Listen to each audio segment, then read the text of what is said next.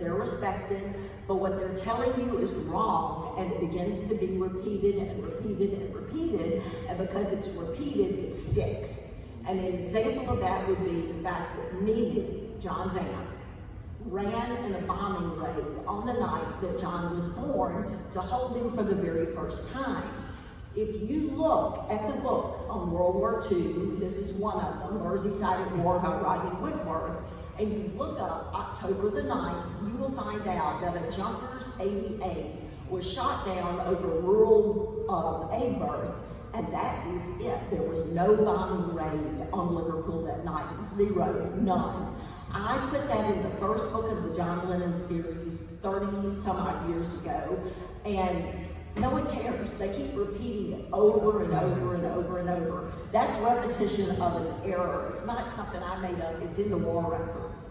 Okay, confusion is when a story is told by two or more people and they tell it completely differently. So the Beatles go to see Elvis, and Mal is with them, and Ivor Davis is with them, and all these other people are with them, the Memphis Mafia and Priscilla. It took me 3 months to research that night. I had 68 pages of notes. I emailed Mark Lewison and said, you might as well not reinvent the wheel. Why should you do all this digging and note-taking and pages? Can I just send you what I got? And he emailed me back and said, I don't know whether to laugh or cry, because nobody agrees with anybody about what happened. They don't agree about anything. History changes because of confusion. Promotion. Promotion is when someone wants to insert themselves into history when they really weren't there, or they want to say they did something that they didn't do.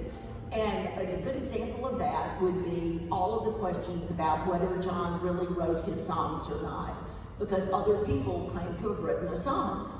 And thank goodness for empirical study, because Susan did a brilliant paper, and I have it with me, on the writing of In My Life.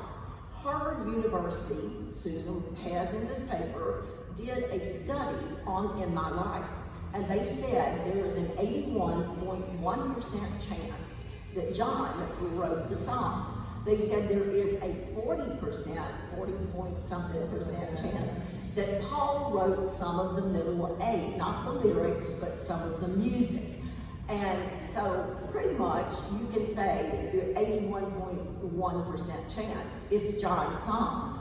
But that's promotion. Embellishment. Embellishment is like that game you used to play in school where you whisper something to somebody and they'd whisper and they'd whisper and they'd whisper, and by the time it gets around the room, it's a completely different thing.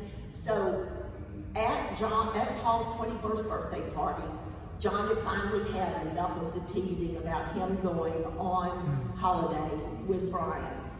And Bob Wooler walked up to him and said something, and I asked Bob Wooler what he said. He said, I'm never repeating that again as long as I live. I'm taking it with me to the grave. But he said something to him about it, and John hit him. And yes, they sent Bob to the hospital. He had bruised ribs and a bruised collarbone.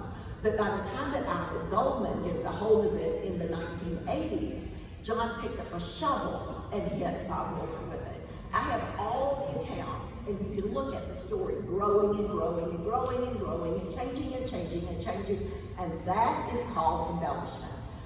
Then there is exoneration and condemnation. Exoneration is used when people decide that they want the person who did something to be removed from that act. So they'll say, he wasn't there, he didn't do that, she didn't do that, and that's exoneration. I'll give you an example of that, and condemnation. Condemnation is the opposite. Here's condemnation, doing the exact same thing. You want to blame someone for something they didn't do. 1964 North American tour, they say to the Beatles, why do you guys need this taxpayer money to protect you? And the police we're going to put the police out there, that's taxpayer money. You should be able to defend yourselves. And George Harrison leans into the microphone and says, well, maybe you could because you're fatter than us. John goes, you watch it in the video, he goes. And sure enough, the next day in the newspapers, John Lennon said to the policeman, be able to defend yourself. You're fatter than us. He didn't say it. It was George. We have all the documentation on it. That's condemnation when you blame someone for something they didn't do. Exoneration is when you remove